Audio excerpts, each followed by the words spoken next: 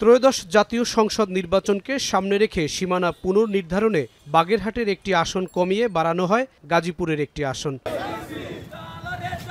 আসন কমানোর প্রতিবাদে বাগেরহাটের বিএনপি, জামায়াত সহ স্থানীয়দের শুরু হয় তীব্র প্রতিক্রিয়া।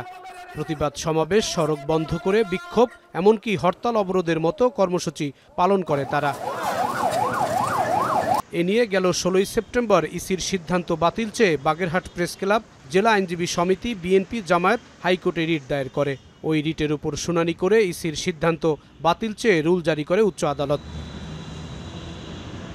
সোমবার বিচারপতি শশাঙ্ক শেখর সরকার ও বিচারপতি কে এম জাহিদ সারোয়ারের হাইকোর্ট বেঞ্চ রুলে নিষ্পত্তি করে বাগেরহাটে 4টি আর গাজীপুরের 5টি আসন বহাল রেখে নির্বাচন কমিশনের সিদ্ধান্ত বাতিল করে আদেশ দেন।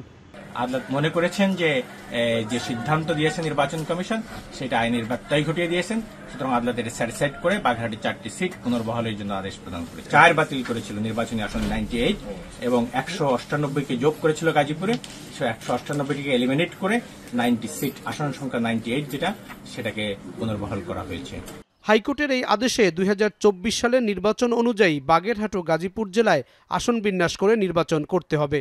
গাজীপুরে 2024 সালে নির্বাচনের সময় যে বিন্যাসটা ছিল সেভাবে নির্বাচন হবে এবং বাগেরহাটে 2024 সালে যে 4টে সিট ছিল, বাগেরহাট সদর এবং কচুয়া মিলে বাগেরহাট 2, মোল্লারহাট, চিতলমারি, ফকিরহাট মিলে বাগেরহাট 1, রামপাল, মোংলা মিলে বাগেরহাট 3 এবং মোরেলগঞ্জ, শরণখোলা মিলে বাগেরহাট 4, এইভাবে নির্বাচন হবে। হাইকোর্টের এই আদেশের বিরুদ্ধে আপিল করার সিদ্ধান্ত এখনও নেয়নি নির্বাচন কমিশন। জাহিদ হাসান, এখন, ঢাকা।